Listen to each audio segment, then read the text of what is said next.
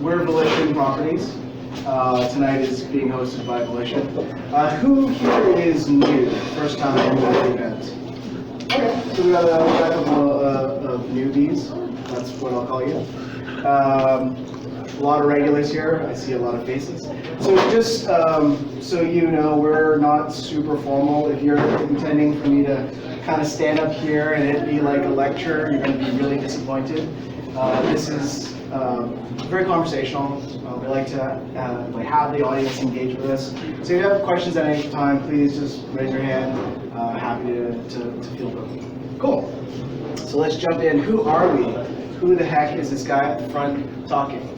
Oh, slides are a little out of order. So first, thank you to Creeds. Thank you, Elizabeth, for helping us. She's busy with a customer.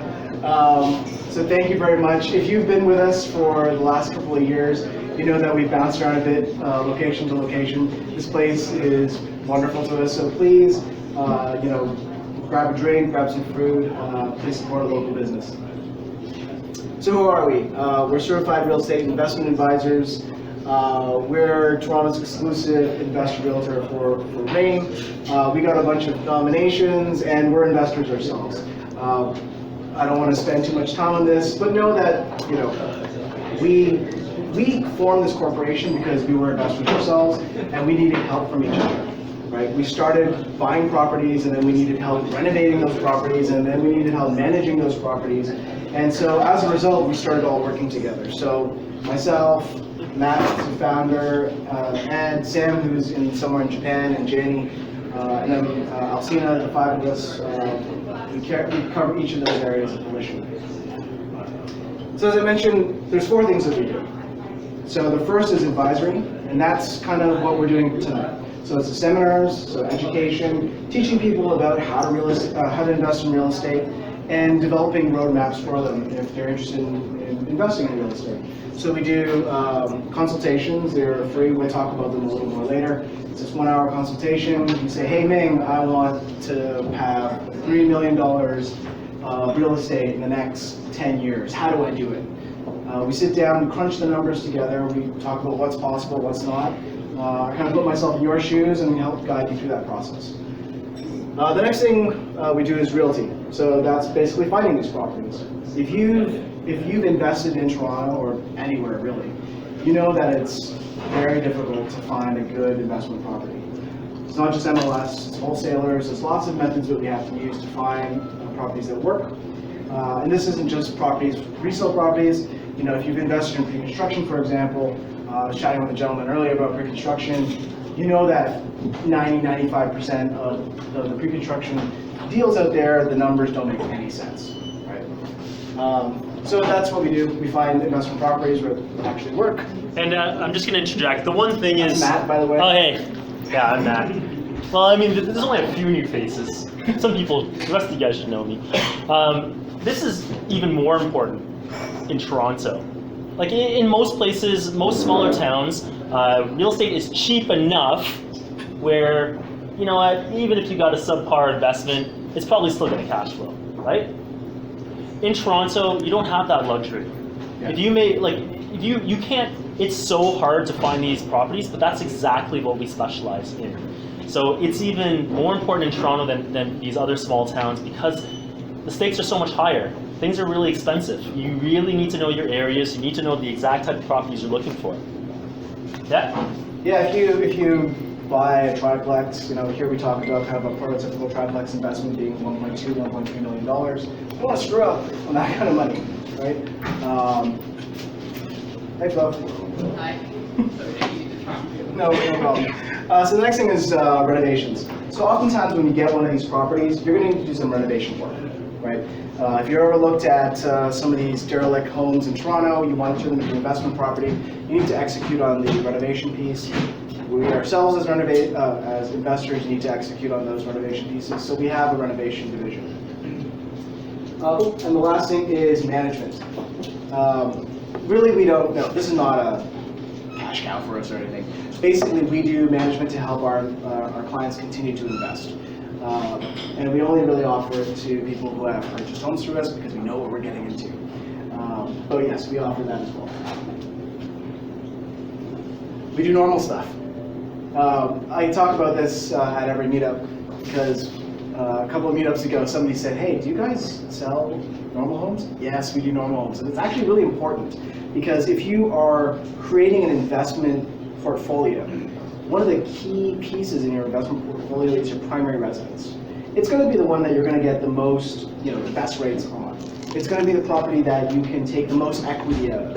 And if your primary residence isn't part of your investment strategy, you're really missing out, right? So yeah, we do the normal stuff as well. And this is what we aim to be. We aim to be the eraser in your life. So we see real estate investing as this maze here. And we don't have a mission statement as a company, we have like a mission image. And this is really what we're trying to do. Remove all those barriers. Because when we were going through it ourselves, it was this maze. It was really difficult. So that's why we offer so many services. Just a reminder for people who are our clients. And advisory. And advisory clients as well as active buying clients. We have our mastermind chat group. I think I have most people on here, but if I've missed anybody, please come speak to me after the meetup to make sure you're added onto there. What is it? Oh, what is it? This is like a mental support group for being a real estate investor. People are smiling because it's so true. When you're a real estate investor, you'll hear most of the time it's glitzy and glamorous or whatever, but the reality is a lot of your time is, oh my god, I've got rats again. What do I do? Or my roof is leaking, or my pipes froze. Help. And that's really what this group is about. It's so much of what we want to do is create a community to help each other. And this is just a more instant, faster way of reaching out to other people in this room to lean on their experience. People on the chat share resources. If they have a good contractor or good trades that can do something, everyone's going to help each other, which is, I think it's a pretty good community to be part of. Yeah, it's my favorite part. Like, the whole reason that we started these meetups actually is about 4 years ago I said to Matt, I said, there's an opportunity in Toronto for us to create like a community that actually helps each other. We know there's others in other regions. I mean, Irwin runs an awesome group out in Hamilton, but we needed something here in Toronto. So that was really the precipice for this. These are the webinars. You were asking me about webinars. So yes, we do have webinars. They're more free form. We basically open it up to people on the phone, see if they have any questions, and we try to answer during that time. Basically, people wanted a little more access to us, so that's what these are. They are monthly. If you're on meetup.com, we publish all those meetups there as well. You just dial in during your lunch hour and ask questions. Ambassadors. We have 2 ambassadors in the room. I see only We Chris. used to call them welcome greeters, but they didn't like that. Yeah. They associated that with like Walmart greeters. So, as you're going through your real estate investment journey, just don't listen to us or, talk to us about it. Both Chris and Florence are seasoned investors we've been working with for a long time. Go talk to them, ask them what their experience was like, where their challenges have been, and leverage the people in this room. There's a lot of amazing knowledge here. Especially if you're new. If it's your first or second time out, and you're shy, you don't know who to talk to, those are 2 really, really friendly faces. So Yeah. they're a great starting Mostly point. friendly. Mostly friendly. There's a few others. As I mentioned, if you're interested, please sign up for advisory. We go, through a path of real estate investing for you. Take about 60 minutes. We look at your current financial picture, kind of where you want to be, and develop a plan with you. So how do they sign up? You can sign up by talking to Ed or myself at the end Are of we the supposed to night. have a whiteboard? We were. We used to have a whiteboard. We used to have a whiteboard. But now we have an iPad. But you can talk to We Ed. still find it. Matt's going to look for the whiteboard. Okay, so there's going to be a whiteboard here at the end of the night. Come write your name up. Don't forget. Sure.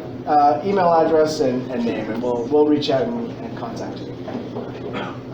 Cool. So let's dive into the market. So every month I like to just talk about what's been happening in Toronto in particular, and kind of dive into the data that we have.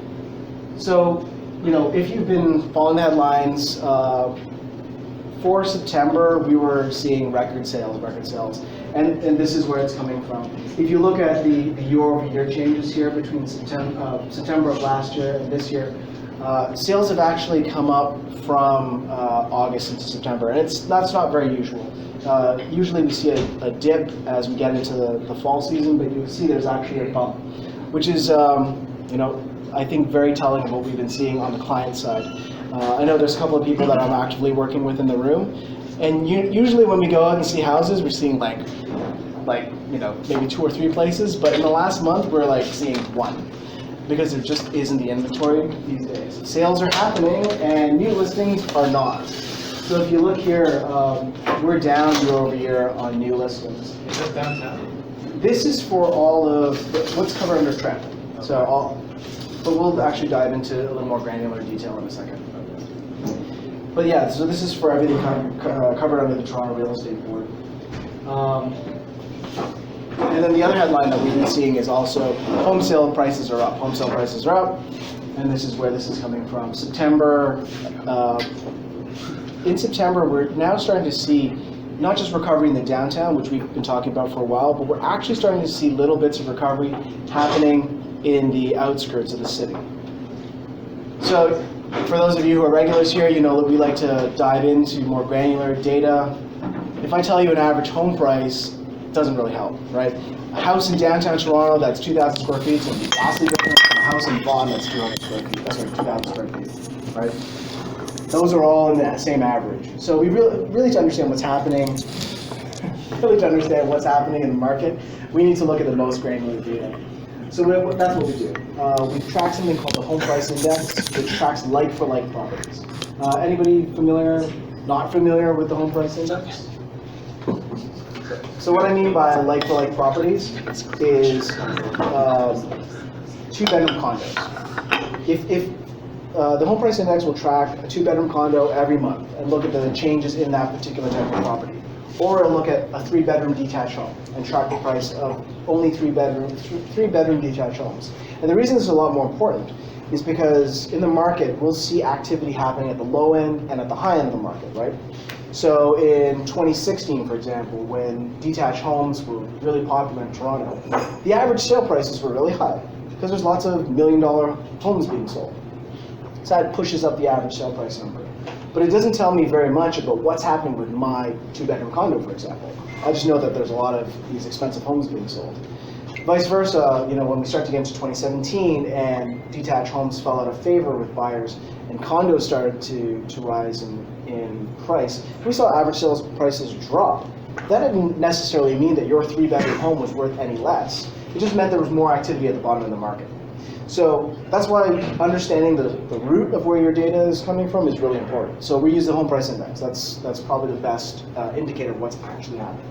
And then we take that and we drill down to area by area. So we look at each of the TREB, I don't even know what they're called, TREB municipalities or zones, and we track the like-for-likes within each of those zones, right? So this is what's happening with detached homes in the downtown core. And this red line, pinkish line, reddish pinkish line, that's the TREB average. You can see it's starting to creep up, starting to creep up here through 2019. But really what's been driving that is the increase overall in the downtown market. So these are the core areas of the downtown. So CO1, CO2, W01, W2, East York, East York area, Annex, Dovercourt, Wallace Emerson. These are the neighborhoods that we're tracking, and you'll see that some of them have never even been impacted by the downturn in 2017. Right? They're continuing to rise up. So what has brought down that average? It's really everywhere else, right? And this is what we're seeing outside of the city. So that big spike in 2017 and that downward trend, one at the top is C14, which if you're familiar with the Willowdale area, that's Willowdale on the east side of Yonge Street. CO7 is the west side of Yonge Street. So basically, North York boomed and now has not quite recovered, right? It's come down, it's kind of stayed down. What we are seeing a little bit of, though, you can't see the pointer, but what we're seeing a little bit of is starting to see recovery in kind of the Vaughan, Richmond Hill, Aurora areas. And Ed, I think you had an interesting theory as to why we're starting to see a bit of that. Well, I'm thinking people are getting more and more priced out of downtown core. And with homes being so expensive here and people want bigger spaces, they are going to move up to the outskirts where it takes like maybe 45 minutes to get to downtown. And they start a family right now. So we're seeing a slight recovery in those bigger houses over there. I mean, realistically, the growth there is still a little bit stagnant compared to the core, and also the rentability of that those areas is not the greatest. But we are seeing house prices recovering a little bit because people want more and more space, and we just can't get that at an affordable price downtown. Especially within the past few months, you see a 10 to 15% increase in some areas of the core. Just within 4, 5, 6 months, 10%. Yeah. From the beginning of this year to now, right? So it's quite crazy. We're seeing a lot of activity, much more than 2018. Cool. And this is what's happening with the condo market. This is like, should be no surprise to anybody that's been tracking what's been happening in Toronto. I mentioned a couple of times, but I'm going to go through this for those who are new in the room. If you were sitting in our meetup with us about 2 years ago, we were talking about how the increase in condo prices was something that we were going to see. And there was really two big factors at the time. One, we had new mortgage regulations come in. When those mortgage regulations came in, they effectively decreased your ability to buy. So if you were looking at like a $700,000, $800,000 home at the time, now you were looking at like maybe a $500,000 property. So all those people that were looking at those more expensive properties were now pushed down into like more entry-level properties. And at the same time, immigration, population growth, the demand side of Toronto was increasing. So more and more people were trying to buy in this market. So that bottom, that floor of the market was being pushed up. So you have two factors, a group of people being pushed down and a group of people being pushed up. You had a ton of people kind of in this entry-level $500,000 condo market. And that's what we see. This is the result of all that demand. Now you're starting to see it taper off a bit. But when people talk about overdevelopment in Toronto, we're far off from overdevelopment, like far off from overdevelopment. So to give you some numbers, we're looking at, if you add up new immigration into Canada plus intra-provincial migration into Toronto, the net number of people moving into Toronto right now is anywhere between 100 to 130,000 people. A year? A year. So 100 to 130,000 people per year. Toronto had its highest number of condo starts, approved condo starts, in 2019. Does anybody know what that number is? 35,000. We're so far off from meeting the demand. Like, we're not even close. So I know that there's a lot of people saying, oh my God, we're overdeveloping. And we may be if government policies change and we turn off the immigration pipe or the economy collapses in Toronto, yeah. But if things continue the way they are, we're not even close to meeting demand right now. And it's cumulative. Year over year, we're falling further and further behind. We can see that also in the rental markets. How we were saying house prices increased by 10 to 15%. Condo markets are also as such. Even the rents have increased by, I would say, 10% in some areas. Where was the one bedroom for 2,600 you were showing? No, not 26. 26? Okay, no, it's 2,300. 2,300 for one bedroom, 400 and something square feet. 400 square feet renting for 2,300. 450. Okay. All right. Sorry. Slightly larger washroom. I mean, these are newer condos, right? Yeah. So we're seeing that pre-cons are still a market where we want to be able to explore opportunities, especially when they're priced quite well and in the right areas. Right now, Toronto. We'll get to those slides. How about that? Yeah. Yeah. A quick question. So Sure. 2017 was all pre-mold, like before that, and then 2017 to now is more condo kind of thing. So moving forward in 2020, do you think the condo will go, like, price increase go faster or the pre-mold? Or do you like that point? So that's a good question. I don't say we were all one way or all the other way, but definitely there was a preference in the market. You were seeing more people buying single family, and then it kind of switched over to condos. So why did that happen? The metric we like to look at is the delta between a single family home and a 2-bedroom condo, right? And when people are buying mostly single-family residences, that spread was almost 700,000, right? Between buying, buying a single-family home and buying a condo. So it didn't make sense, as you're getting to 2018 to buy a single-family home. They're just way more expensive, right? So people were going into and buying those condos. Now, as we're seeing that price gap decrease, and it's coming down to about 450 right now, 400,000. Now it's like, maybe I save up and get into a house, or maybe I go out to a further neighborhood and buy a house, and I'm not going to be buying a 2-bedroom condo anymore. So that's kind of the metric to keep an eye on, is that price delta. Is if it continues to shrink, then you'll see a lot more activity happening in single family. I think we've hit that point though, because when I look at home activity right now, we're seeing a ton of movement on single families again. I also believe in 2017 it was a lot driven by the foreign market. So it was a lot easier to move out money from one of our biggest purchasers, China. As of 2019, the policies for taking money out of China is very, very difficult. So a lot of foreign money is starting to dry up. It's coming from different areas now. So we're seeing that the expensive condos, it's moving a lot slower now. Sorry, policy within China? Within China, exactly. There's a lot of control right now. It's actually very difficult to get money now. So we're seeing that they're very pricey condos, like for example, 11 Yorkville, priced at $1,700 a square feet. It's harder to move. 55C, $1,350, $1,400 a square feet. It's harder to move. But we're seeing the well-priced ones, they're still flying out the door because it's affordable for the local crowds and also other markets around the world, right? Yeah, the well-priced condos, it's like back to 2017 where people were lining up, for hours to get, into those presentation centers. We're seeing some of that again on condos that the per square foot price makes sense. Can I just add something? So Gary, at the end of the day, you know this as well as we do. It's really going to be about land, right? Right now in Toronto, it's a land grab. That's all it is right now. We are probably the last frontier beyond which the next generation is not going to be able to afford real estate. The next generation is not going to be able to afford a normal single-family home. We're probably going to be the last generation to do that. That's just a reality. So what I'm getting at is condos versus houses in this whole debate. Like, Volition's philosophy. You know how we analyze. You know what our long-term outlook is. It's going to be about land. Condos is going to be more opportunistic.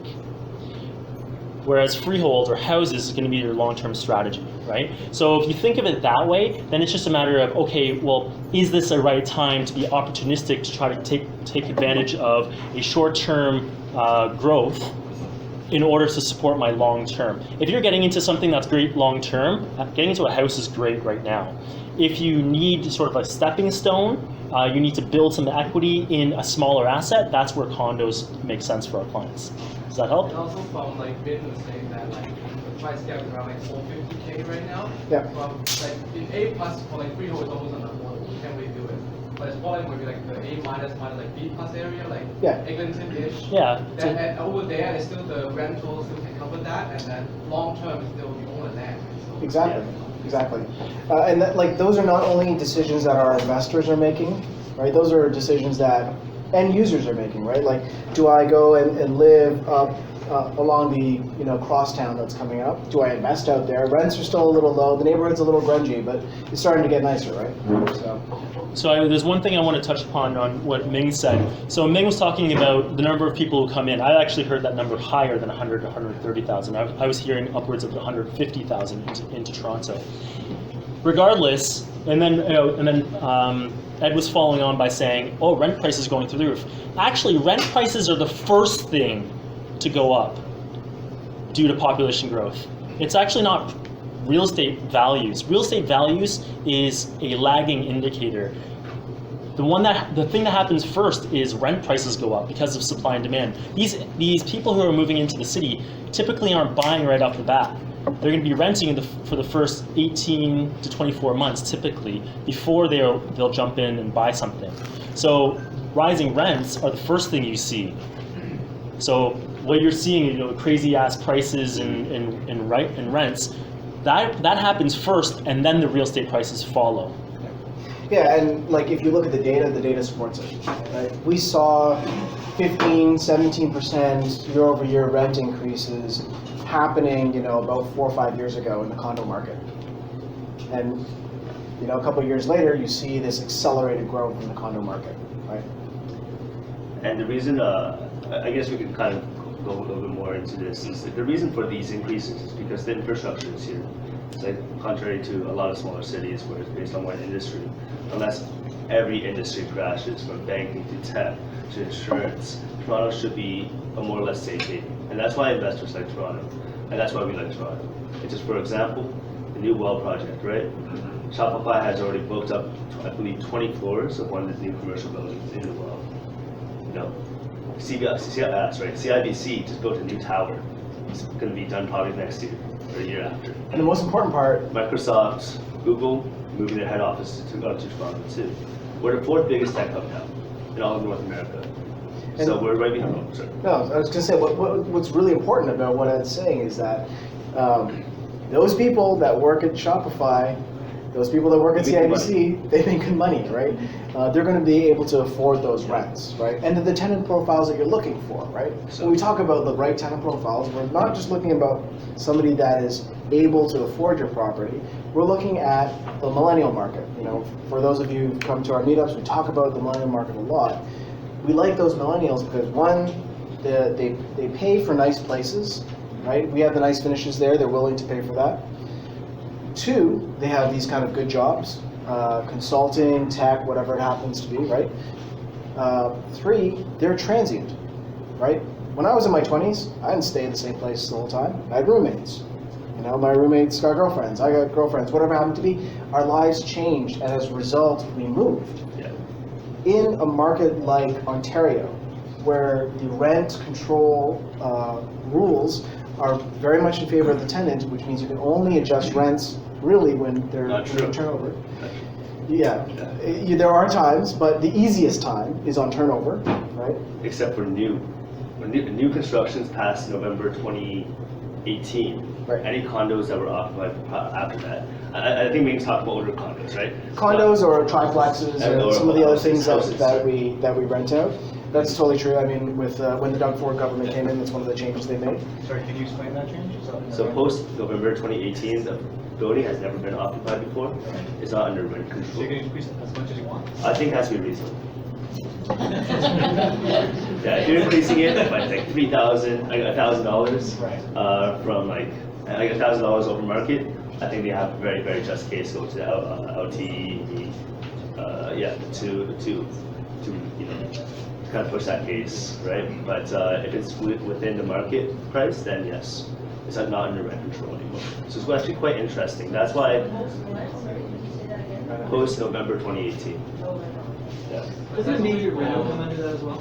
Doesn't major no. reno come under that as well? No. Depends. Yeah, if it's a new, So you can declare it as a new property, but then you've got other taxation properties. it depends if it's a development brand new taxes. unit. If it's a brand new basement I unit, thought yeah. there was some number like you did over 80,000 in No, renos or that's something. not how it works. No. Because then you could do like my basement was $80,000, right? Mhm. So, yeah. It has to do, so the rules around that have to do with percentage of the property that's new. I don't know off the top of my head, but it's a pretty high number, like 90-95% of the properties in there. Sorry, let's dive back to that. So anyway, not sure if you guys know, but there was an election. Right? We have the same government, just less powerful now. So for real estate investors, what does this mean? One of the things that I was really interested in understanding were their real estate platforms. Because I'm an investor, like this is my business, right? So, I made that really small, so you guys can't really read that. So anyway, what were the promises from the Liberal government? So these are kind of some of the things that they're talking about. First thing was first-time homeowners incentive to increase from from 500 to 800,000. I'm not sure if you remember. Basically, the government put in this program. I guess it was earlier this year, to be your JV partner, right? They were going to have equity ownership in your property, but the cap on that was about 500,000. On the property value cap was about 500,000, which did absolutely nothing for us who live in the GTA. They're proposing that they're going to increase that cap to 800,000. Okay, for certain markets, Toronto, Vancouver, that kind of stuff. So what does that mean for us? I don't know if it's a good or bad thing, to be quite honest. I think what you're going to see is you're going to see there's going to be an inflated demand for properties under 800,000 for first-time buyers. And then you're going to see this weird cap at 800,000. So there's going to be a whole bunch of properties that are only actually worth 700, but they're going to make them 800, just under, right? So that way they qualify for this. And then you're going to see nothing at like 801 to like 900, and then you're going to see a bunch of other properties listed higher than that. It's probably going to increase demand, actually. So I know they're talking about they want to cool the market, but you're making it easier. So I know it's good to get first-time home buyers in, but the reality is, whatever makes the market easier for people to enter is going to increase demand, right? So the market's probably going to, this could probably be something that would stoke the market. How much? It's hard to say. Right. Next thing that they talked about was implementing controls similar to BC to cool the market. So one to warm up the market, one to cool the market. So what does BC have? Right? BC has foreign buyers tax, which is anywhere between 15 and 20%. 20% is in certain very hot areas of Vancouver. So that's on the fair market value of the property. Next thing is they have a vacancy tax as well. So this is something as well that the federal government's thinking about putting in across Canada. BC has 2% vacancy tax for foreign owners and 0.5% vacancy tax for Canadian citizens. I like this quote about the vacancy tax and proposal. It says the vacancy tax will create a nuisance for mobile homeowners and will generate a modest revenue source for the government, but is unlikely to have broader economic impacts. And I think that's probably quite true. If you have a vacancy problem in Toronto, you're doing it wrong. Like we have a 0.7% vacancy in Toronto right now. That means we are rented out 99.3%. You shouldn't really have a vacancy here in Toronto where this should be a concern for you. And we also already have the foreign buyer tax. And we already have the foreign buyers tax. So it should not really affect the Toronto market Yeah. so much. The question? Yeah. So when is this gonna take place? It's a campaign promise. It's a campaign. This is as good as a politician promising you something, right? And most of these are in place for Toronto Yeah. anyways. It might affect the rest of Canada. Yeah. Well, Not so much here. the other issue with the foreign tax is that you can use a local conduit to buy property, or you can use a number of companies. Exactly. This close to the principal. We know it's So- bypassable, So I right? don't really know what, I don't know what impact. So you can use a local conduit. So, Farhad, am I Yeah. pronouncing right? Farhad is local Okay, Canadian we can talk citizen. about that in the next slide, right, Brad? Yes, I don't even know if it's fraud though, because It's technically tax evasion. I don't know. But then you can also have a foreign company here. Yeah, so basically you're channeling your money through somebody local, JV. right? That's how people get around it. Sorry, I Lauren? just want to verify, if I buy a property in Vancouver, I'm a foreign owner, aren't No. No, you're a Canadian citizen. So this is for non-Canadian citizens. I? I've been told otherwise. You should not be charged foreign buyer's tax for being a Canadian citizen. So the property tax documents ask you for citizenship, and that's how it's determined. So you have to put in your country of citizenship. So if you bought in Ontario, when the taxes came in here, if you've bought in the last, year and a half, I guess, when you're doing your land transfer tax, that's where they're asking you for your citizenship. So now, when you're talking about that, like citizenship, I'm a U.S. citizen, like Canadian resident, would that, would the foreign tax apply? No, you won't. If Yeah. you're a resident, you're fine too. yeah, permanent residence, okay. Yeah. Dave? Bill, just just hold on, this non-resident tax apply, because I was trying to buy property in BC, and I got making that, so it's not foreign afford buying it, It's non-resident. but non-resident. Yeah. So don't buy BC, guys. Or even in London, Ontario, then. Way back, it's even outside of your city, I think, of where you live. No, I don't think that's true. I know because I've executed our properties outside of Toronto. Yeah, I think it's within Ontario, it should be fine. Cool. So let's keep going here. We've got so the next thing is they want to crack down on crime happening in real estate. Great, good idea. I mean, real estate is still the #1 way that money is laundered because they're big investments, right? If you want to launder $1 million, you're not going to do it through, Tony's hair salon. It's a lot easier to go buy a piece of property, right?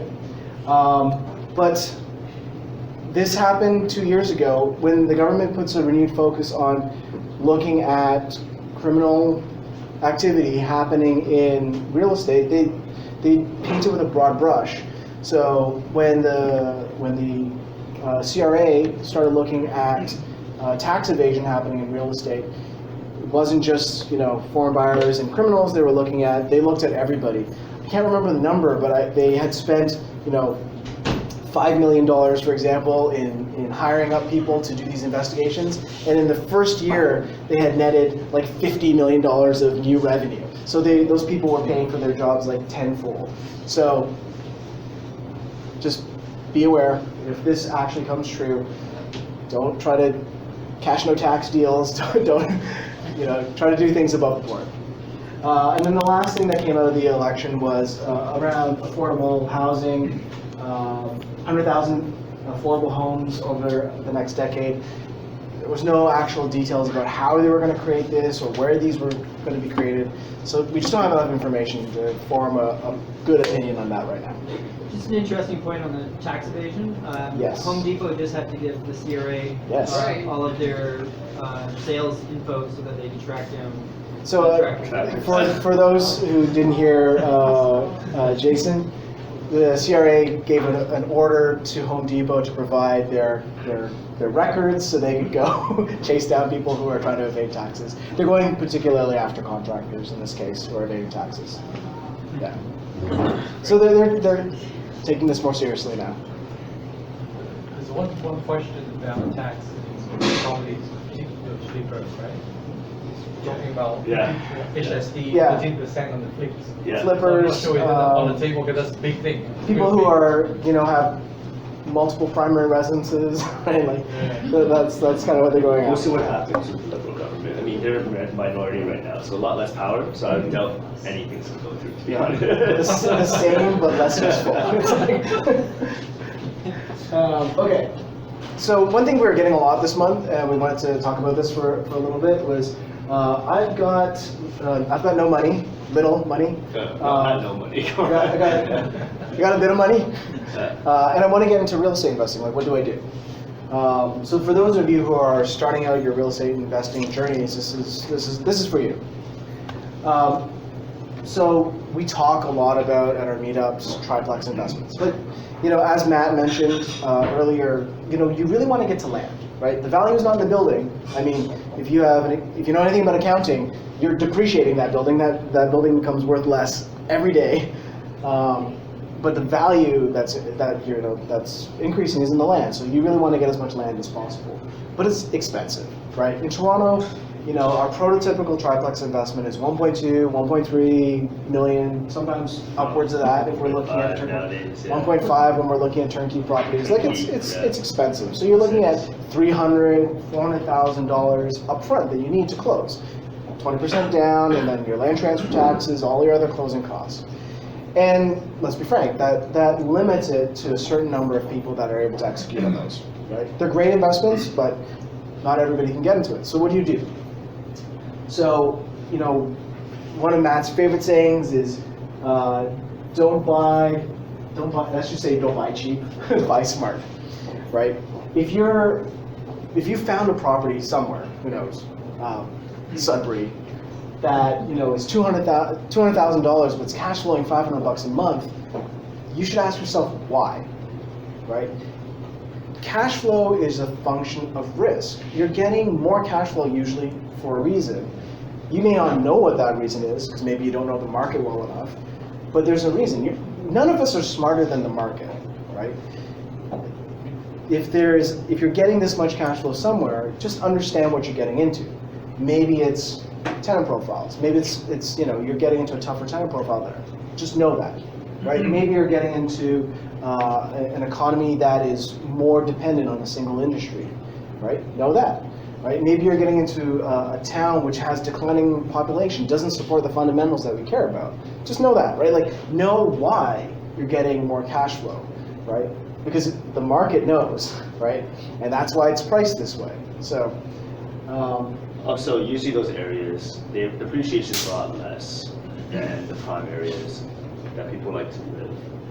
And when you can punch the numbers in yourselves, but 500 cash flow won't change your life. It doesn't really do much actually for most people. It's the yearly growth of the property which will really help you in the long term. You're lucky. Can you guys hear Ed? No. Oh, sorry? Just speak up a little bit. Okay, sorry. $500 of rent really doesn't change anything for most people. It's a yearly growth of your property, right? So you want to buy an area where there's potential for growth.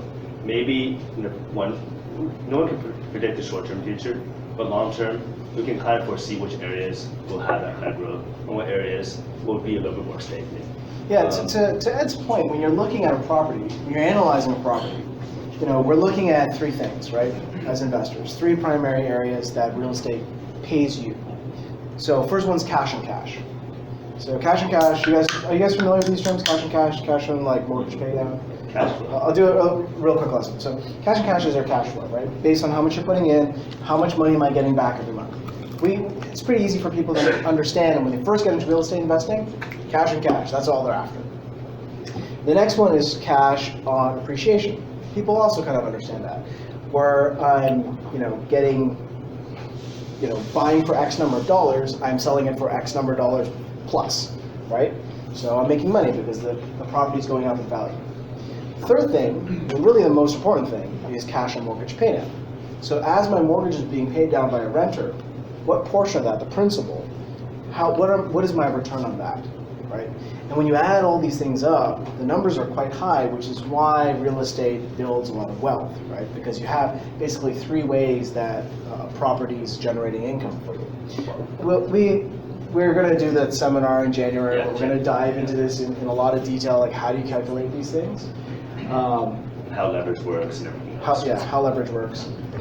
So anyway, with those things in mind, like, what do? You still want to buy fundamentals, right? We still care about economic growth. We still care about population growth. We still care about infrastructure. We still care about getting the right tenant profile. So we want all these things, but we don't have much money. So what are our options? Sorry, before I get into that, whenever we buy an investment property, be it triplex, secondary suites, whatever it happens to be, Erwin's going to touch on this, but you want to start with the end in mind, right? So make sure that you have multiple exit strategies. So for example, if you're designing a flip, right, you want to flip a house.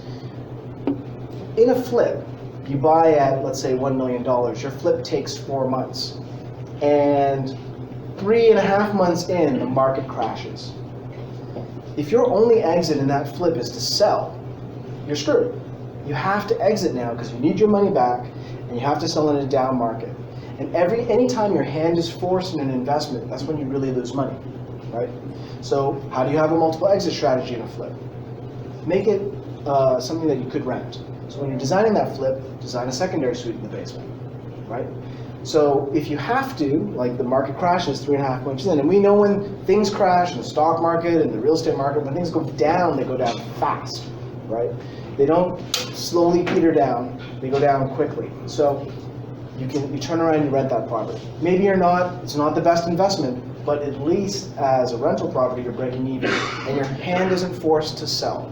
Then you wait for the market to recover, and you can sell at that point, right? So you always want to have multiple exit strategies. And I think one thing to note also is that rents much or decrease at all during a down market. Does anybody know why? we don't see decreases in rent in Ontario. Why we don't see decreases in rent? Vinay. 'Cause Of course you're gonna know. You're like Yeah. star student. So people who were like, say, people who were going to buy a house, they now are forced to keep renting. Yeah. Or people that were going to close, or maybe they have to downsize, or now they have to sell their home. They're forced to rent, so you have pressure for more people there. And then, sure, you might have a bunch of people who lost their jobs and everything, but people still need a place to live. Right. So rents, they might go down a little, but they don't drop rapidly. Right. And you might sometimes even see them just like hold steady for a while. Right. So that's definitely a big part of why we see rents maintained. I'll get to you in 1 second. But the part that is really key about Ontario that you don't see in markets that aren't rent controlled is rent control. So rent control has the effect of moderating our market, right? So when the economy is booming, when population is increasing, we're controlled here in Ontario on how much we can legally increase our rents every year. And it's a small number, like 1.2% or 1.4%, whatever they decide is going to be your tiny amount of rent increase that year. But then the other side to that is as the economy slows down, rents are also petered from decreasing as well. They never increase that much and they never decrease that much. That's rent control, right? A lot of people think that rent control only prevents the up, but it also prevents the down. And if you look at Western Canada, like Alberta, for example, which is a non-rent controlled market, when oil was booming there, rents were through the roof, right? They were very high, and properties were cash flowing amazingly out there. When oil prices dropped, landlords were having to do stuff like, hey, sign with me for another 2 years and I'll give you a free TV. Or something like that to keep their people in those rental properties, and they're having to drop rents $400, $500, $600. Now, if you're a landlord here in Ontario, that has probably never even entered your thought process that you're going to have to bargain with your tenant to get them to stay or discount your rents to get them to sign on for another year because of rent control, right? And usually in areas with good rent control and also good infrastructure, we see house prices recover a lot, much faster. I mean, you could look at USA, 2008, some areas of the States that hasn't recovered yet. But if you look at New York, I'm not just talking about Manhattan anymore, but all the suburbs, they're crazy. The prices there are insane. I'm not saying we're in New York, but we have supporting infrastructure too. We're like New York light. Yeah, 25, yeah. Light. Cool. So anyway, so what we're getting towards is pre-construction. It does make sense for some people at a certain point in your investment career. It's a good starting place. You could have an all pre-construction investment portfolio, and we do have clients who do nothing but pre-construction. Why? It's easy. You can be on a plane somewhere, sign a couple of documents, and you can purchase a property. The other thing is, you don't need to qualify for mortgages until it closes. So for some people it makes a ton of sense, but especially in the beginning, when you don't have too much down, and you're looking to get into a property to make some money, to build some capital, they do make sense. So you want to have, again, multiple exit strategies. So one of the things that you can do, of course, buy and hold is best, but buy and hold means 5 years in the future, right, with a pre-construction condo. If you're getting in at, we will tell you to get in at the very beginning. That's when the prices are best, right? Once it is publicly available and you're seeing billboards and stuff like that for a condo, those prices have already gone up 10, 20, 30% from the first round of buyers. So you want to get in at the very beginning, right? So once you do, 5 years time, your life could change. You may need to exit. Again, your hand may need to be forced. So I'm sure you guys have heard of assignments. That's something you can do. So, how do you do an assignment? You just put up an MLS and sell it, right? No, you cannot do that. So you don't own a property, right? So it's not a piece of real estate. So you can't actually put it up on MLS. Doesn't mean some people don't break the rules, but you're not supposed to put it up on MLS because there's no real estate that you own. What you have is a contract, right? So how do you assign? How do you sell it to somebody else? What you have to do essentially is you have to use a private network, right? This is where it's really important that whoever you're working with has a powerful network of investors and buyers, because you're going to be relying on that agent essentially to find somebody else, another individual, not some random stranger, to buy this property from you in an assignment. You also want to make sure, and I think this is really key, because a lot of people think, oh, you know, I'm going to buy my assignment, I'm going to buy a condo, let's say $500,000, and I'm going to assign it for $600,000. So that means I'm going to get the extra $100,000, and I'm going to get my 20% deposit back. So, you know, you're looking at somebody that has, you know, $300,000, right, to give you cash right away to pay for both your deposits as well as any closing costs and the extra $100,000 that you've made. How many people have $300,000 cash sitting around? Very, very, very few people. And why would those people look at assignments? So you have to, as the person who's selling, you know, this is where we come in. We design more flexible sales contracts to open it up to a bigger market. So one of the things we can do, you know, one of the things you guys can do too, is you have, what you do is you take, let's say, the deposit money, right? You take the first $100,000, and then you let the buyer pay the rest after they've secured financing. So once the condo closes, they've got their mortgage. Now they just take the mortgage you know, payment that they've got from the bank, and they forward a part of that to you. That's a lot more realistic, right? Somebody may have like $50,000, $100,000 to cover your deposit, but they're not going to have $300,000.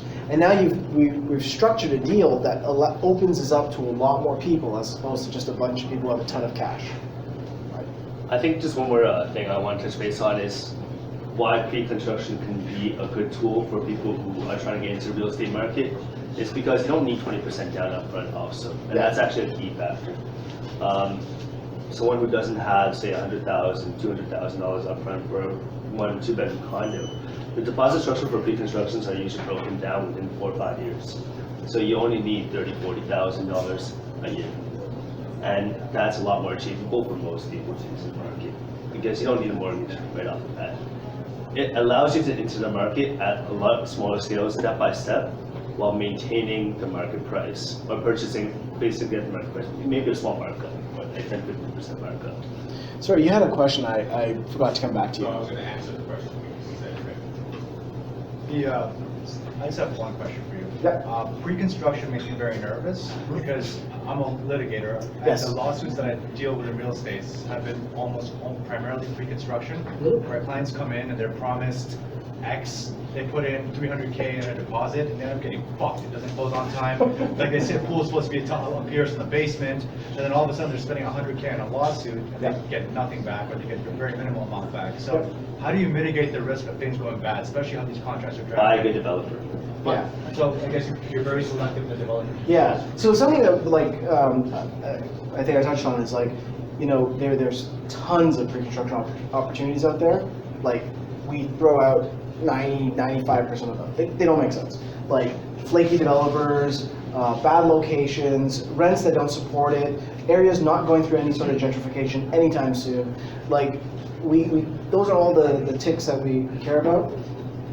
What you're talking about happens often with crappy developers. Right. And to be honest, when you're investing into anything, there is risk involved. Of course. Yeah. But you gotta minimize it. Yeah, you gotta Yeah, minimize but that's risk. how we The way mitigate. to Like, do so is you know, my background is in finance. If anybody here is in the finance industry, so much of what you do is under risk and risk mitigation. Right. So yes, definitely the understanding the developer is a big part of risk mitigation. Like, you know, Urban Core, for example. When we were looking at their profile before, we knew that their background was flaky. They were getting in trouble in Israel, I think, at the time, and they were linked to corporations here in Canada. And we said no, right? Like, we can't do that. And sure enough, like they ended up folding a couple of months later, right? So do you guys have a roster of developers you work with, like a select? Yeah, I mean, like we like working with the big developers at the end of the day. Right. You know, Mintos, Tridels, Right. Daniels. These guys, they're in the city. They've been in the city for a long time, and this is their market. They intend to be in the city for a long time. They're in this game for many years. They want to be in there for their kids, that generation, right? We're definitely not looking at fly-by-night developers. Another thing that is also important to us is some of these developments that are backed by like big government. So, yeah, big projects. So East Harbor. Right? So the East Harbor project is this huge redevelopment. If you go at the very south end of the DVP where it connects with Gardner Expressway, there's this old factory there. That whole thing's being torn down, and they're creating basically like a second Union Station, another transit hub, and the whole thing's being redeveloped, led by Great Gulf. But huge government backing because they're going to put tons of infrastructure there. Something like that, if Great Gulf folds and runs into trouble, it's going to be picked up by somebody else, right? So that's another mitigation that we know that the development will still happen. Good? Sir, 1 second. Cadillac Fairview. Great Gulf pulled out, They sold it. sold as a Cadillac. Right, same figure. Yeah. Like, they made big money. Sorry. Yeah. Yeah, It's Wait, so prime, right? I'm just curious though, for pre-construction. Yep. Don't you think that's a bit speculating about the pre-construction, because you have no idea what happened in the future? Well- What the price of the condo or the crash would happen. well, absolutely, but I mean, even if you buy a house, you're basing it on that there's potential for it to crash too, right? These pre-constructions are gonna be done in many years The from now. house you can have, right? Right. Cash flow that condo. Right, So, right. sorry, to your point though, we don't suggest buying pre-construction condos that don't cash flow, Right. right? If we would never say, buy something that you're gonna lose $500 a Here. month on. Here's another thing too. Yeah. A lot of people were pushing a few properties near the Google Smart City, right? That is 15, maybe 20 years away of even starting sales, probably, if it even happens. And those condo prices were huge, and people were pushing those like left and right. Every realtor was. You know, it sounded great on paper, but until they break ground, until it's no longer speculation, you're right. Why are you buying that at such a premium, at a speculative price? So the ones that we're looking at, the rents are already quite high, and we see it continuing to grow. I mean, there is a risk involved, but there is quite a long time and a good buffer. Let's just say if the market does crash next year or the year after, 3 years of recovery, Toronto should be able to get that back. But I want to go back to your point on speculation. It is more speculative than something that is like a triplex investment. I completely agree with you there, because there's more risk as a result. That's why I'm not saying that this is for everybody or that this is a better investment than triplex. We still prefer land. Like, I still prefer, getting somebody into a triplex if they can afford it, and getting them to rent that property out, because I do think that's a better investment. But I don't think that, I think that some people, they need a stepping stone to get to that, because they're expensive. Yeah. And also, there are pre-construction projects that are priced significantly more than others. Yeah. Those ones we stay away from. It doesn't make sense when it's 30%, 40% of the market value, right? We're looking at the ones that are a lot cheaper to enter, but we see the rents and the prices around that neighborhood to be able to support it. Like, one good example that we sold quite a lot of was XO. There was another condo that sold right beside that was already finished, $1,000 a square feet for bedrooms. That pre-construction was selling at $1,000 a square feet. Is there much speculation there? Not really. Right. So that's kind of what we see.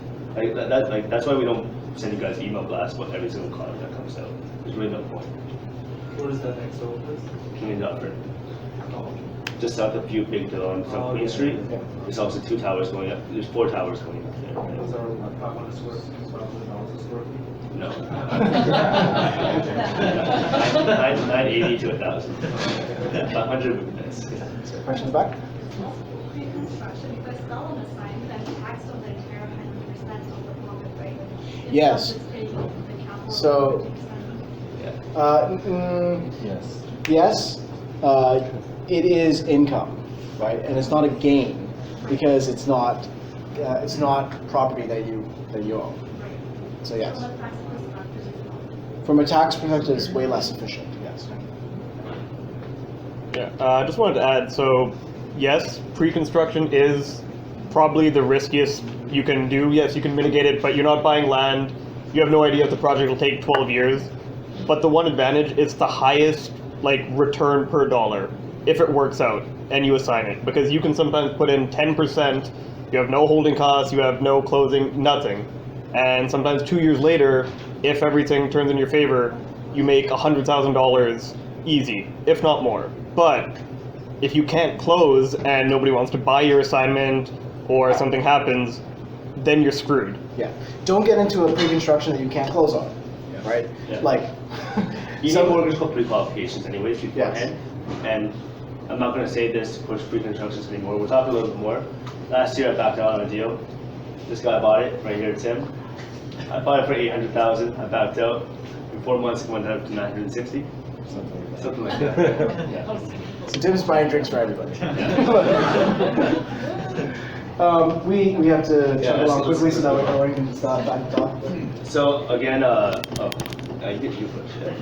So again, like what are we looking for when we're looking for these entry market products, right? We're looking for infrastructure.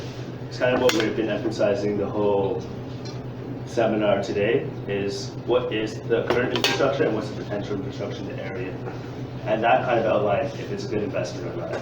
If it's near transit, if it's near future transit, we think there's potential. While things are a little bit further away from Toronto, I think there's going to be a lot less growth in those areas, just because people want to live near some type of way to enter the core, or enter where most people work, right? Downtown, obviously the average salary here is quite a lot higher, so rents are going to be a little bit higher too, because people can afford it. We're also a growing city, so gentrification is expanding outwards, from the core outwards. We have seen Regent Park being gentrified in the past 5-10 years, right? We're seeing other neighborhoods getting much more and more expensive, but kind of like what Ming was alluding to before, the prices in the suburbs have kind of maintained flatline, decreased quite a little bit since 2017's peak. Recovered a little bit in some areas, other areas not so much, like Mississauga, still on a slow market, downturn market, same with Scarborough, but other parts of the city, even though it's a slow incline, the downtown core areas, which used to be, I guess, like B or C tier zones, like Parkdale, Little Portugal, Wallace Emerson, Junction, have seen skyrocketing prices. And then, sorry, lastly, we target highly rentable areas with even higher future potentials. So, sorry, last point. So don't invest in the area based on speculation alone. I already touched base on that. If you're investing into the East End because of Google Smart City, that's not the greatest idea, because they haven't touched, they're not even close. It'll take a while, that project, but something will come there eventually. Something will, but exactly when and who's going to actually be in charge of it, it's already flipped hands twice, as in through city approvals, and I don't really think it's going to be anytime soon before it gets touched. It's a little bit too much bylaws and surprisingly controversial government to go through. Yeah. So areas we like, obviously the core. The highest rentable areas are near the schools and the financial district, so right along Yonge Street.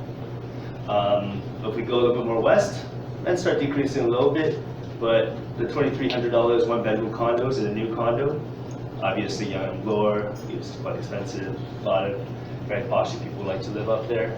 All the way to the financial district, we see great rents.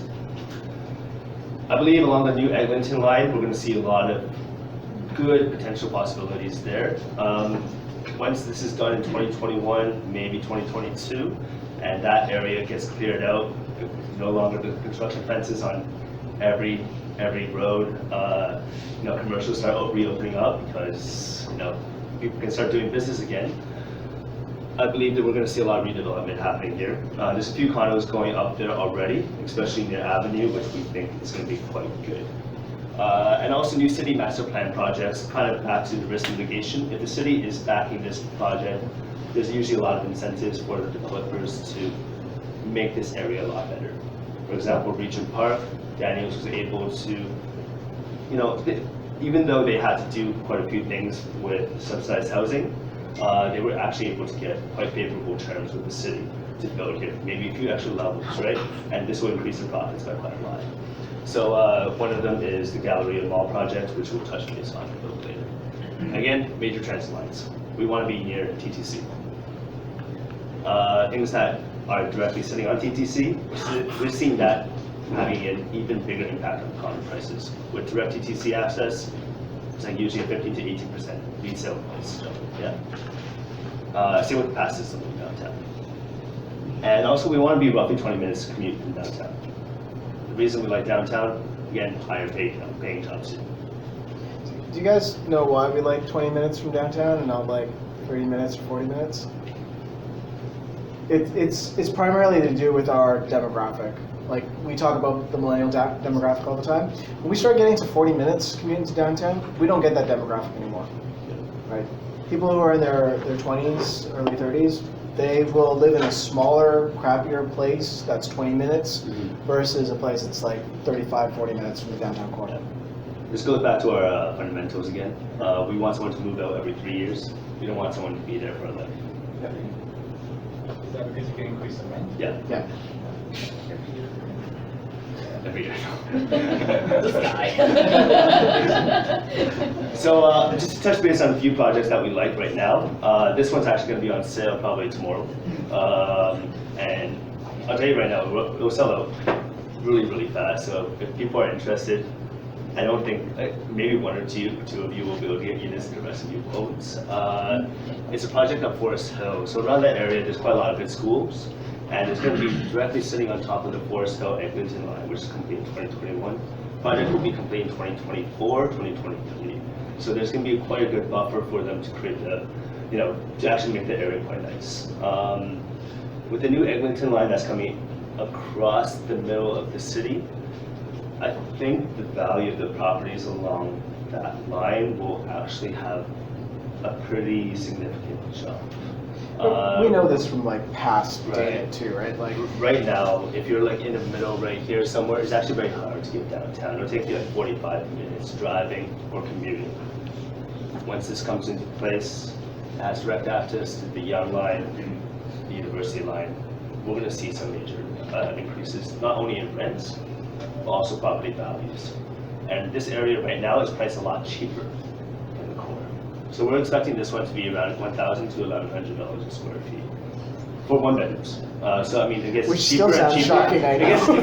It gets cheaper and cheaper as you get to 2 bedrooms and 3 bedrooms, Yeah. right? Larger square footage, but we think this one's going to be quite good because it actually has direct access to TTC. You can kind of look at the studies yourself, but just look at a few condos in downtown. The ones that actually sit on the TTC line actually sell for quite a lot more. What's the square footage of one bedroom? You usually want to get the smaller ones, Right. so like 450 to 550.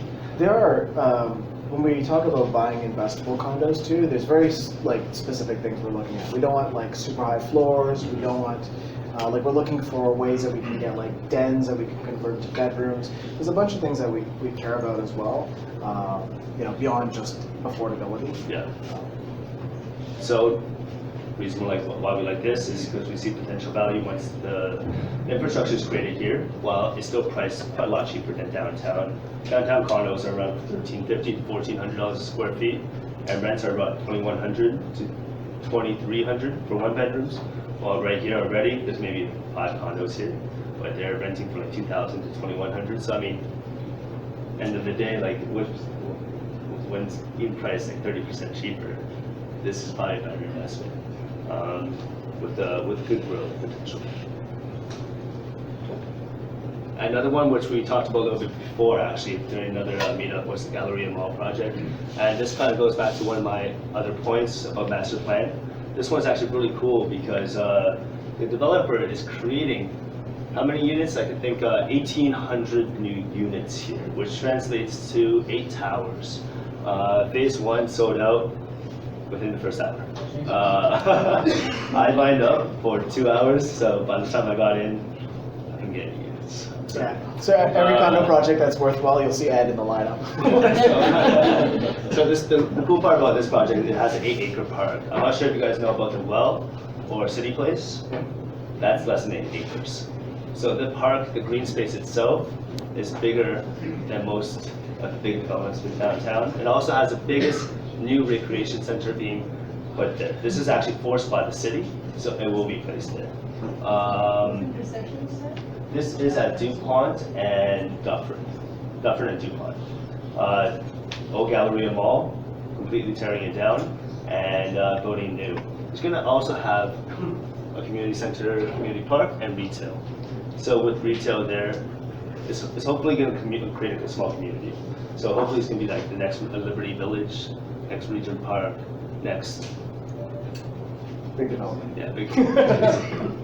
So these are the two that we're kind of highlighting right now because it's a little bit cheaper. This one was selling at around $1,000 a square feet. So a lot cheaper than downtown, but we're expecting rents to be quite good once everything is complete. And just, you know, I want to be clear, we're not crapping on the small towns. I know it sounds like it. It's just like, you know, we're really passionate about Toronto. We've had ourselves as personal investors, we've invested in a whole bunch of areas. And this is kind of where we landed on because it's worked for us. Doesn't mean you can't make money somewhere else. You know, really it comes down to local expertise, right? You can make money anywhere, right? There's people, I mean, Mr. Hamilton over there has made a fortune in Hamilton, right? Why? He's an expert, right? He knows Hamilton. If wherever you invest in somewhere that you are an expert in or can become an expert in. If you don't know the difference between Moss Park, Regent Park, and High Park, and you all think they're awesome parks, don't invest in them. Like, this is what I mean, right? So anyway, you know, I don't want it to sound like we're crapping on the small towns. You know, we just haven't had great experiences ourselves, but I know you can have good experiences. You're just Toronto expert. We just know Toronto, right? I know the difference between High Park and Moss Park, so. The difference? Anyway, main event tonight. You guys aren't here to listen to us chat, or maybe you are. I don't know. But you're really here to listen to Erwin. So Erwin Cito, if you guys aren't familiar, also known as Mr. Hamilton, we met a couple of years ago at RAIN, the Real Estate Investment Network, and we've managed to keep in touch this whole time. He is also hosting a very successful investor, does something very similar to what we do out in the West End. He's hosting the Wealth Hacker Conference with Grant Cardone coming to speak. I know a bunch of you here are attending that, so that's being organized by Erwin and his team. Also, they run a really amazing charity out in Hamilton, which me and my wife have participated in the past, which provides meals during the holiday season for families in need. And I know looking at particular focus on kids now on that side. So really great work. Also, he does the I think it's the #1 podcast for real estate or investing and business in general in Canada now.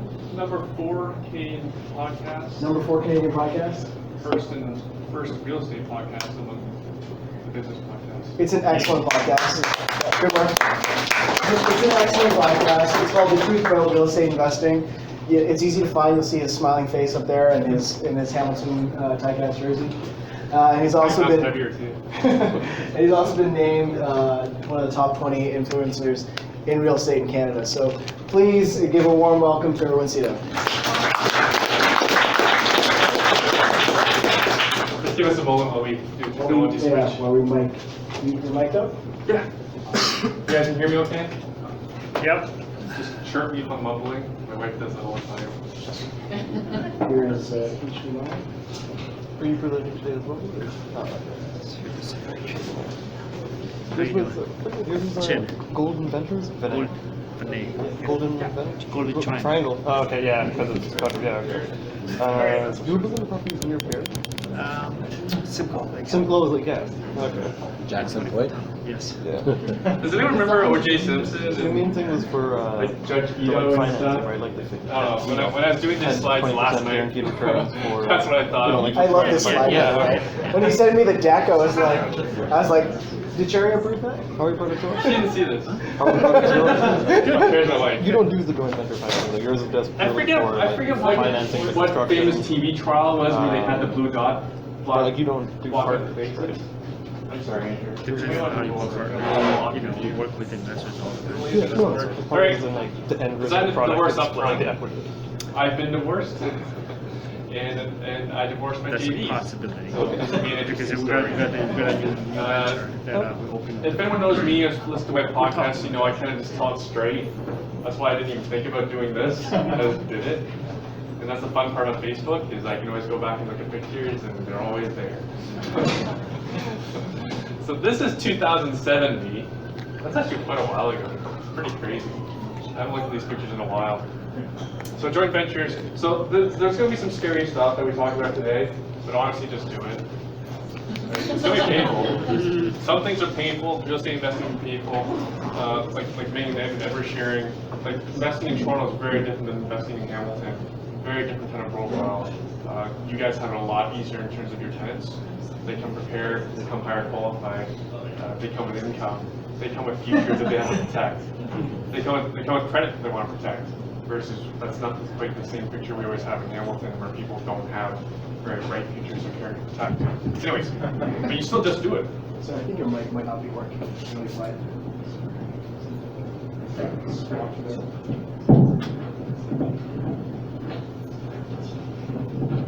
Sorry, guys.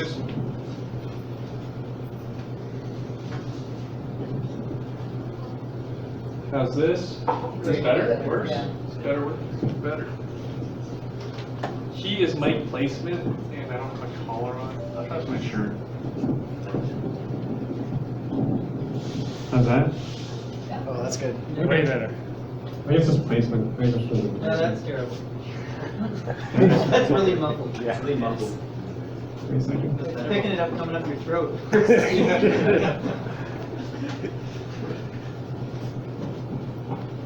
It's probably brand of jersey. Check, check. Mic check. That sounds good to me. All right. Turn up a little bit.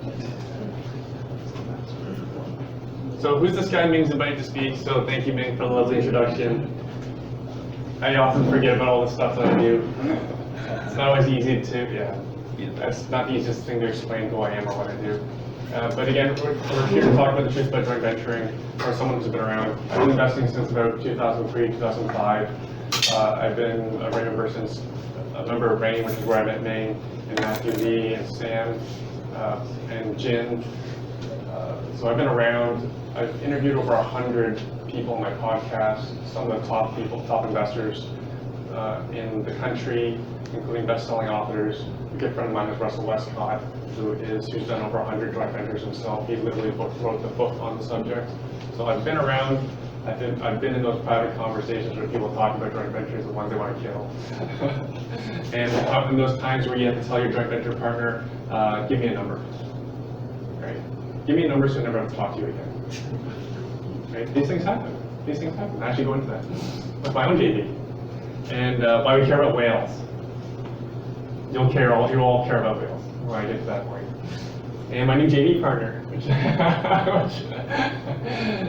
maybe we'll get when we get to there. And I have some treats for everybody as well. Not for everybody, sorry. For people who buy tickets to our conference. So quickly on me, I'm a family man. That's me and my family. That's Hong Kong Disney. I do crazy ass stuff all the time. I believe that you should always be comfortable being uncomfortable. Get used to being uncomfortable. That's kind of what makes you durable in life. For example, I have a deathly fear of heights. You talk about condos, where's that? You talk about condos. I don't like being on balconies.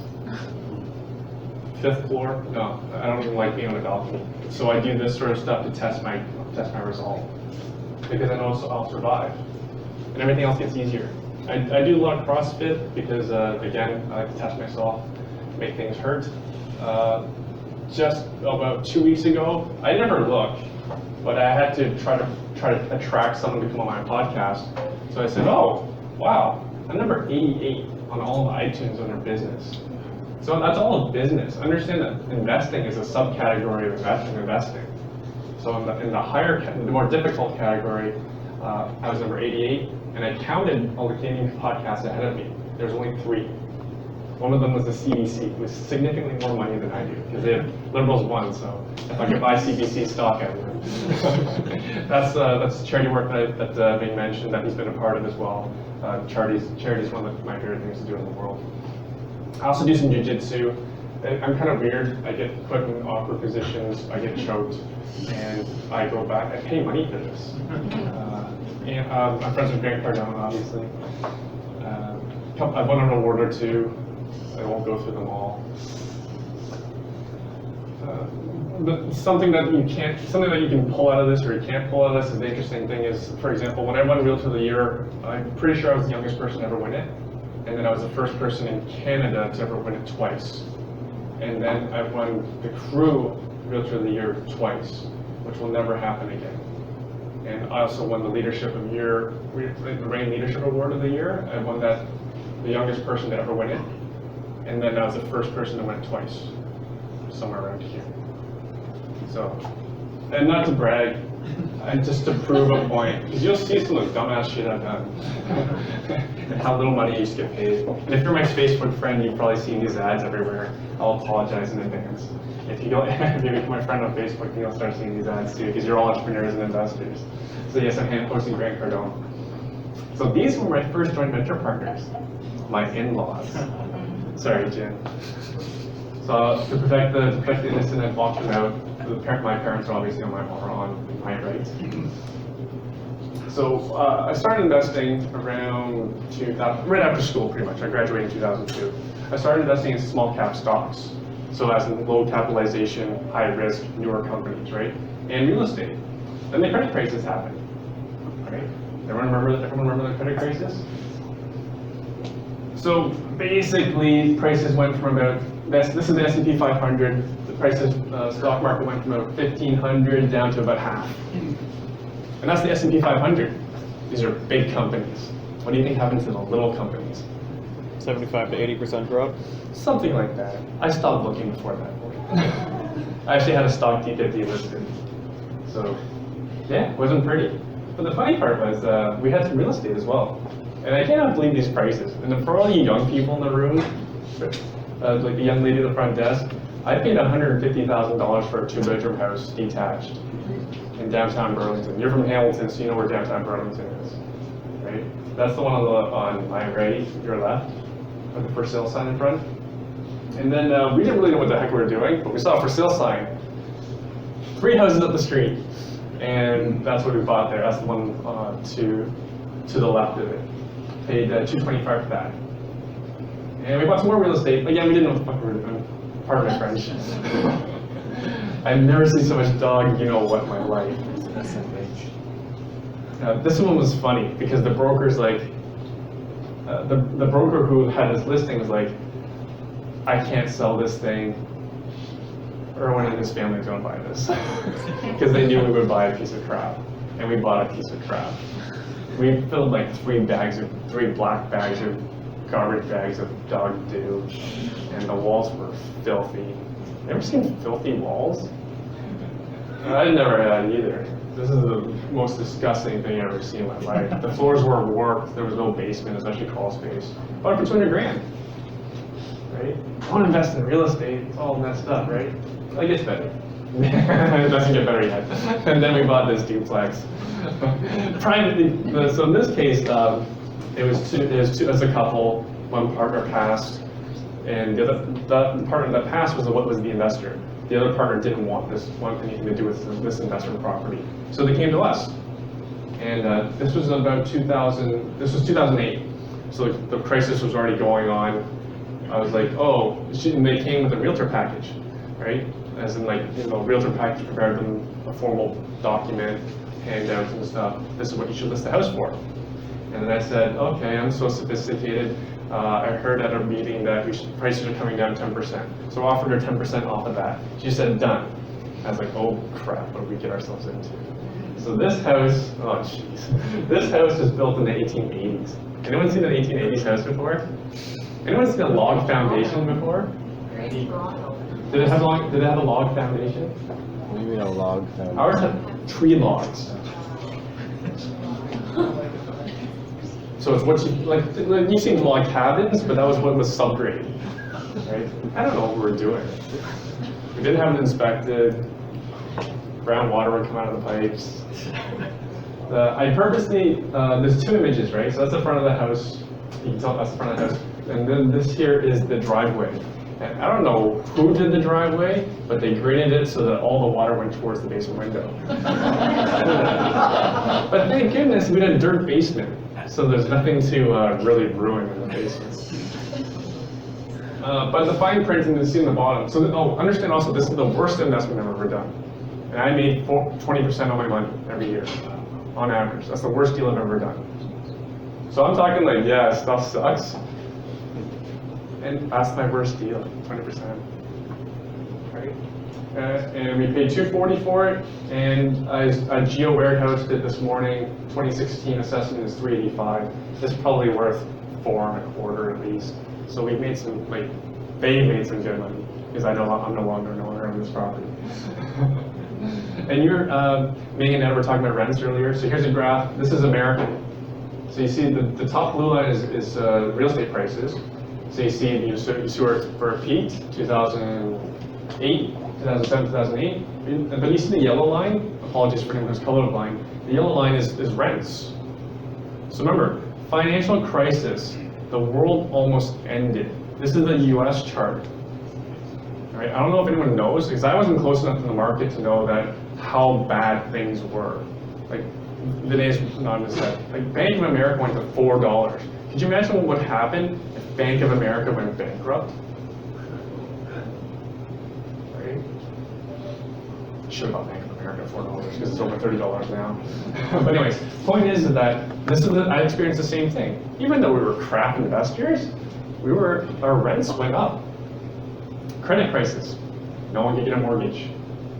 Life still went on. Divorces still happened. They still needed to rent. And we were renting. We were renting for more money too. We didn't even know what we were doing. That we were requiring a $200 deposit with a rental application, cash or money order, and people were giving it to it. We got 3 of them, and within 2 days. But then we stopped doing this because it can't become a pain in the ass to try to return that money to people, especially if it's cash. Can you come back and pick up that money? So remember that Tons of S house that we paid $200,000 for? Our first tenants. So remember, these are joint venture properties, right? And doing this with family. Our first tenants, they were desperate. There were 2 friends who never moved together. I don't even know if they knew each other that well, but they never lived together before. One of their SIN numbers came back with nothing. Possible red flag. We handed them the keys anyways. We did them a solid. They didn't do us a solid. First and last month's rent bounced. Right? We never got any money from these people. Maybe $700. And they were in there for about 4 months. That's on the next slide. But again, paid $200,000 for this. 2016 assessment is $412. Right? Good money to be made. Right? There's a $10,000 loss, easily. 4 months, no rent. We were new at this. We hired a lawyer to go to LTV. Today I would just hire a paralegal and not go. Right? So we paid probably like 4 times the price for a lawyer if we're paying their hourly rate. But that's not even the worst part. Losing money sucks. But losing money with family?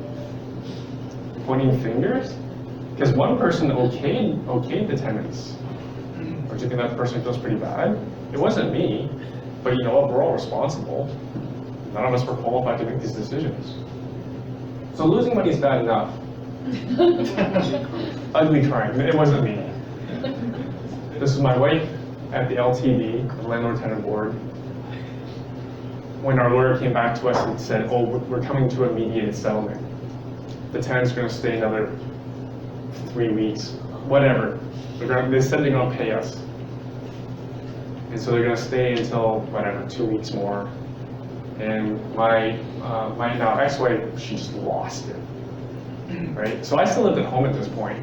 So I didn't have to live with the other joint venture partners. They also work together, right? They work together in the family business. So we're losing money. We're all at fault. My ex is a perfectionist, so this was not going well. So ugly cry. I've only seen her ugly cry twice in life, and this is one of them. Right? So are you prepared to do these things with family? Are you prepared to do these things with joint venturing? Right? So be ready for it. Deals can and do go sideways. Right?